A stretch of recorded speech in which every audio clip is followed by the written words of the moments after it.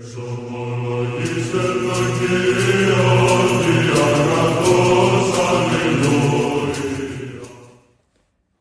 nderuar miq, të dashur vëllezër dhe motra, më kishni ja ku jemi së bashku në takimin tonë përditshëm Komenti i Shkrimi Shenjtë. Jemi në datën 24 gusht. Kjo ditë është një ditë e veçantë për kishën tonë ortodokse, sidomos në Shqipëri, sepse ne nderojmë kujtimin e Shën Kozmait, dëshmorit i cili quhet Kozmai i Etolisë ose Kozmai i Kolkondasit, sepse ai erdhi në Shqipëri në një periudhë shumë të vështirë të prozelitizmit që i bëj të krishterëve para të mohimit të besimit të tyre, dhe Shën Kozmai ndikoi jashtëzakonisht me fjalë, me vepra, me profetësi që ky besim të rigjalloroj dhe të ruaj. Në qoftë se nuk do ishte Shën Kozmai, thot dikush, atëre nuk do të kishte edhe të krishterë ortodoks në këtë vend. Madje ai e përmbushi misionin e tij apostolik edhe me martirizim, sepse u vra dhe u martirizua në këtë vend, në Kolkondas të Firit. Prandaj edhe kemi dhe manastirin e tij në këtë zonë dhe është një nga shenjtorët më të dashur dhe më popullor në vendin tonë. Prandaj edhe ne të krishterë ortodoks nderojmë kujtimin e tij, jemi mirënjohëtës këtij Isa apostulli. Në datën 24 gusht, që siç thash është dhe kremtja e Shën Kozmait, në kishën tonë ortodokse ne lexojmë nga letra e dytë apostullit Paul drejtuar Korintasve, kapitulli 8, vargu 7 deri në vargun 15. Le ta lexojmë dhe ta komentojmë sipas epërve. Por sikurse ju jeni të pasur në çdo gjë, në besim, në fjalë e në dituri, në çdo kujdes dhe në dashurinë tuaj ndaj nesh, përpiquni të pasuroheni edhe në këtë vepër të hirit, sepse nuk e them si urdhër, por që me anë të kujdesit të tjerëve të vënë në sprovë sinqeritetin e dashurisë suaj, sepse ju e njihni hirin e Zotit tonë Jezu Krisht, i cili duke qenë i pasur u bë i varfër për ju, që ju të bëheni të pasur me anë të varfërisë së tij. Lidhur me këtë, po ju jap një këshill, sepse kjo është e dobishme për ju, që vjet filluat jo vetëm ta bëni, por dhe ta dëshironi. Tani përfundoni dhe bërjen që ashtu si që dëshira për të dëshiruar, kështu të jetë dhe për ta përfunduar sipas mundësisë që keni. Sepse nëse ekziston gatishmëria për të dhënë, ai është i mirëpritur sipas asaj që ka dhe jo sipas asaj që nuk ka. Por jo që ju të shtrëngoni që të lehtësohen të tjerët, por të ndiqet vetëm një kriter barazimi, që tani mbushullia juaj të plotësojë nevojat e tyre, kështu që dhe mbushullia e tyre të plotësojë nevojat tuaja, që të ketë barazim. Sikurse është shkruar, ai që mbolli shumë nuk mori më shumë, dhe ai që mbolli pak nuk mori më pak. Pra, kjo është pjesa nga letra e dytë e apostullit Paul drejtuar Korintasve, kapitulli 8, vargu 7 deri në vargun 15. Etrit e kishës e kanë komentuar këtë, është një mësim mbi dashurinë që bëhet vepër, pra kontributin edhe monetar për komunitetet e krishtera, siç ishte edhe për kishën e Jeruzalemit, që në atë kohë ishte një periudhë vështirë, por dhe për gjithë komunitetet e tjera, dhe është një traditë në kishën tonë ortodokse që një kishë do ndihmojë një kishë tjetër kur ndodhet në vështirësi, ashtu siç u ndihmuam dhe ne në Shqipëri për ringjalljen e kishës ortodokse, ato që falen në Shqipëri si institucion. Por le ta lexojmë varg për varg dhe ta komentojmë sipas epërve. Por sikurse ju jeni të pasur në çdo gjë, në besim, në fjalë, në detyri, në çdo kujdes dhe në dashurinë tuaj ndaj nesh, përpiquni të pasuroheni dhe në këtë vepër të hirit. Shënjangu jashtë thekson se apostulli Pavli nuk i qorton Korintasit për mungesë pasurie shpirtërore. Përkundrazi, ai ja u njeh të mirat që kanë besimin, fjalën, diturinë, zellin dhe dashurinë, por thotë se një hir i vërtet nuk duhet të mbetet vetëm me fjalë. Dashuria duhet të shfaqet në vepër. Pra, Korintasit duhet të mblidhin nga të ardhurat e tyre për t'i dhënë kishave në vështirësi, që ishte, siç thamë, dhe kisha e Jeruzalemit. Edhe për sot neve këto fjalë kanë kuptim. Ne mund të jemi të pasur në njohuri biblike, mund të dimë shumë rreth fesë, të flasim bukur për Zotin, por pyetja është, a bëhet besimi konkret në jetën e përditshme? A di neve që t'i japim nga koha, nga parat tona, nga vëmendja jonë të tjerëve që janë në nevojë? Në qoftë se ne nuk e bëjmë të tregojmë që thjesht ne kemi një besim teorik, të një besim praktik. Por duhet që edhe teoria dhe praktika të jenë së bashku. Ndryshe ne jemi si diçka që rrotullohemi rreth vetes dhe nuk ecim përpara. Por le të flasim në vargun 8. Këtë nuk e them si urdhër, por që me anë të kujdesit të tjerëve të vënë në sprov sinqeritetin e dashurisë suaj. Shën Pavli nuk dëshiron një dhënie të detyruar nga korintasit, por shën Jan Gojarti vlera e dhuratës lidhet me vullnetin dhe dashurinë e atij që jep. Nuk është thjesht sa dhe, po me çfarë zemre dhe pse dhe. Ai gjithashtu nuk thot, nëse nuk jeni të krishterë, por ai fton të tregojmë me vepra nëse dashuria e korintasve si të krishterë është e sinqertë. Edhe sot, bamirësia e krishterë nuk duhet bëhet me një presion shoqëror, as një presion ligjor, edhe nga institucioni kishtar, si për të dukur ose edhe për të mbledhur të ardhur, jo. Duhet që çdo besimtar të jetë i lirë, të nxitet, që të afrojë nga dëshira e mirë, nga dashuria e tij e sinqertë. Por duhet dim se dashuria provohet kur askush nuk të detyron. Jemi në vargun 9. Sepse ju e njihni hirën e Zotit tonë Jezu Krisht, i cili duke qenë i pasur, u bëi varfër për ju, që ju të bëni të pasur me anë të varfërisë së tij. Ktu është zemra e gjithë pasazhit. Shën Jan Gojarti ndalet në mallështinë e Krishtit. Ai që ishte i pasur me lavdin hyjnore, pra Krishti, si bir dhe fjalë e Perëndis, u bë i varfër në mishërimin e tij, si njeri. Pra në jetën e tij njerëzore, derisa u bë i bindur deri në vdekje e kryqi. Dhe pasuria e Krishtit nuk është thjesht pasuri materiale, ajo është lavdia dhe jeta hyjnore që ai na i dhuron dhe neve njerëzve. Shën Athanasi Aleksandris e shpreh të njëjtin mister në mësimin e tij për mishërimin që Perëndia u bë njeri në Isu Krishtin që njeriu të marrë pjesë në jetën e Perëndisë ose të bëhet Perëndis sipas hirit. Pra, Krishti u varfërua për ne që ne të pasurojmë nga pasuria e tij. Prandaj edhe sot, para se të pyesim a duhet të jap, duhet të shohim Krishtin dhe të pyesim çfarë ka dhënë Krishti për mua.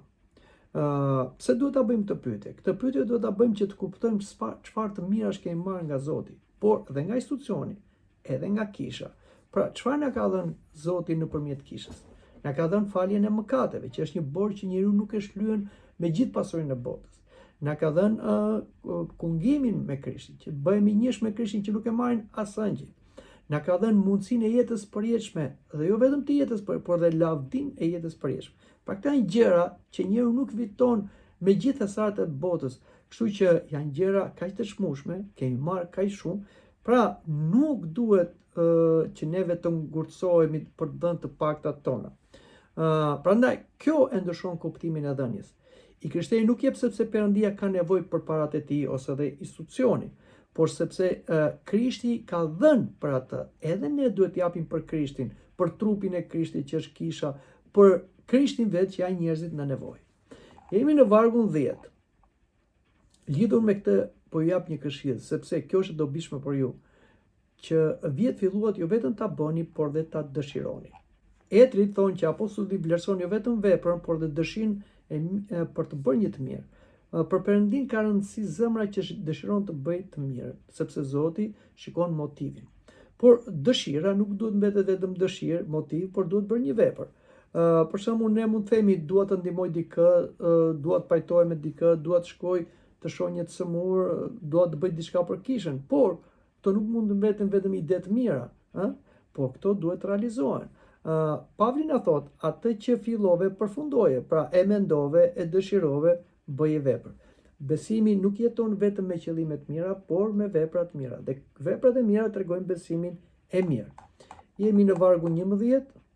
Tani përfundoni dhe bërjen që ashtu si që dëshira për të dëshiruar, kështu të jetë edhe për ta përfunduar sipas mundësive që keni. Apostulli vendos një parim shumë të rëndësishëm, sipas mundësisë që keni. Etrit e kishës na thonë se Perëndia nuk kërkon nga njeriu atë që ai nuk e ka. Shën Jan Gojarti e lidh këtë me drejtsinë e Perëndisë. Ai nuk kërkon të japësh atë që është përtej mundësisë tënde, por atë që mund të japësh me dashuri. Pra, edhe sot, mos ta krahasojmë dhuratën që japim ne me dhuratën një tjetër. Çdo njeri është i veçantë dhe ka mundësira të ndryshme ekonomike, ose kohë, ose fuqi, prandaj jo çdo kush jep njësoj. Njëri për shembull mund të ketë para, tjetri ka kohën, tjetri ka ftësinë, tjetri ka forcën. Njeriu mund të ndihmojë financiarisht, por mund kujdeset edhe me prezencën e tij për të moshuarit, për të smurit. Prandaj, Nuk mund themi se vetëm duke hedhur para në kishë ne bëjmë kontribut. Jo. Perëndia shikon mundësinë dhe mbi të gjitha zemrën se si e bëjmë një të mirë si ndaj Zotit, ndaj të afërmit dhe ndaj institucionit. Jemi në vargun 12. Sepse në qoftë se ekziston gatishmëria për të dhënë, ai është i mirëpritur sipas asaj që ka dhe jo sipas asaj që nuk ka. Vargu është jashtëzakonisht lirues, sepse shikojmë se në dhjetën e vjetër populli izraelit ishte detyruar të jepte 10% nga të ardhurat. Por në popullin e ri, popullin e krishterë nuk kemi një përqindje, nuk kemi një detyrim. Njeriu është i lirë të japi sado. Mund të japi 10, mund të japi më pak, mund të japi më shumë, mund të japi gjysmën, mund të japi të gjithën. Pra, çështja është jo tek sasia, por edhe mënyra se si e japi. Dhe aq më tepër apostulli thotë mos jep atë që nuk e ke. Por ai thotë sipas asaj që ke. Pra nëse ne kemi një mundësi të tepërt, mirë është ta japim. Ti shohim këtu drejtsinë e Perëndis. Perëndia nuk mund ta masë dhuratën vetëm me madhësinë e saj të jashtme. Ai sheh gatishmërinë e zemrës. Kjo na kujton edhe rastin e Vejushës, e cila shkoi në tempull dhe hodhi vetëm 2 monedha të vogla në thesarin e tempullit. Të tjerët hodhën më shumë. Por shikojnë që Krishti lavdëron këtë Vejush, e cila mbi gjitha mundësitë që kishte, ajo hodhi atë që kishte dhe e dha gjithçka te Perëndia. Pra, në sy të njerëzve ajo dha pak, por në sy të Krishtit dha shumë. Mos thuaj çfarë mund të bëj unë. Nuk kam shumë. Ne duhet pyesim veten. Çfarë kam dhe si mund ta përdor atë me dashuri. Tregohet një histori dhe kjo është e rëndësishme për ta thënë dhe për ta ilustruar, se si një angjëll tha do ndërtoni një kish për nder të Perëndis dhe ai që do kontribuojë më shumë, Perëndia do ta shkruajë me shkronja të arta emrin e tij në derën e kishës, kur të inaugurohet kisha. Patjetër që u interesuar dhe mbreti dhe të gjithë të pasur të varfër dhe secili dha atë që kishte. Por kur erdhi koha për inaugurimin e kishës, çdo kush mendoi se mbretit do ishte ai që do kishte emrin në portën e kishës, sepse ai kishte dhënë më shumë. Por nuk ishte emri i mbretit, as emri një të pasuri, emri një gruaje të varfër. Dhe të gjithë u çuditën pse kjo gruaje e varfër pati mundësi ose ju shkruajt emri në derën e kishës. Patjetër që Zoti nuk gabon. Dhe pyetën këtë gruan dhe e tha, unë nuk kam as para as gjë. Po çfarë bëre ti, tha, që kontribuo për kishën? Po ja, tha, unë vija këtu, tha, dhe në mes vapës shikoja ata buajt që të ishin ato gurët, ishin të lodhur, të djersitur. Unë përpiqesha me sa mundësi kisha, i çoja ujë, çoja kasht, ju fshija djersët. Pra këtë bënte kjo grua, por këtë bënte me dashuri të madhe. Prandaj edhe Zoti shkruajti emrin e saj në portën, sepse ajo me gjithë mundësitë që ke dha maksimumin e saj. Prandaj nuk matet nga vlera që ne hedhim në kishë, por nga mënyra se si hedhim dhe masën e ka Zoti. Sepse Zoti shikon të gjithë shka që neve bëjmë dhe si e bëjmë. Jemi në vargun 13, por jo që ju të shtrëngoni që të lehtësohen të tjerët. Pra, shikoni se apostull Pavli, jo më kot i shkruan këto, aty bën një korrigjim shumë të rëndësishëm. Apostulli nuk predikon shfrytëzimin e njërit për të mirën e tjetrit, pra të një komuniteti për një komunitet tjetër. Etrit nuk e kuptojnë dashurinë e krishterë si detyrim që njëri shkatërrohet ekonomikisht ndërsa tjetri të jetojë në luks ose dhe një komunitet ose një kishë. Kjo është shumë e rëndësishme për sot. Krishterimi nuk thot ti duhet të japësh gjithçka pavarësisht rrethanave, por sipas apostullit Pavlit, jo me shtrëngim, por me dashuri dhe drejtësi. Prandaj duhet dallojmë midis bujarisë së krishterë dhe manipulimit fetar. Duhet kemi kujdes në manipulimin fetar, se ndonjëherë bëhen edhe gabime njerëzore, sepse edhe në kishë ka element njerëzor që në një farë mënyrë bëhen disa tarifa të detyrueshme. Pavarësisht se tarifat i kanë vendosur institucioni kishtar për pagëzimin, për martesën, për ndonjë shërbes. Dhe këto janë të domosdoshme sepse institucioni, si ai fizik, po dhe njerëzit që marrin pjesë në institucion, duhet të kenë pra ndihmën ekonomike, se kështu mbahet institucioni. Por nuk janë detyrime. Ka raste që besimtarët mund të jenë shumë të varfër dhe s'kan mundësi ekonomike që të bëjnë një pagëzim ose një martesë. Patjetër që institucioni kishtar dhe klerikët që shërbejnë nuk do të thonë ju spagoni dhe s'mund ta bëni. Kemi raste shumë që unë kam qenë prezent që vetë institucioni kishtar i ka subvencionuar, pra i ka mbuluar këto të ardhura, këto pagesa vet, ose dikush tjetër ka paguar për personat të cilët donin një shërbes fetar dhe nuk kishin mundësi. Prandaj nuk kemi detyrim në kish, por kemi bujari të krishterë dhe një ndim reciproke. Jemi në vargun 14, por të ndiqet vetëm një kriter barazimi që tani mbushëllia juaj të plotësojë nevojat e tyre, kështu që dhe mbushëllia e tyre të plotësojë nevojat tuaja që të ketë barazi. Pra, këtu Apostulli Pavli na jep idenë e qinonisë, ose që përkthehet në shqip bashkësisë së vërtet, shoqërisë. Sot mund të jesh ti në nevojë, nesër mund të jem unë.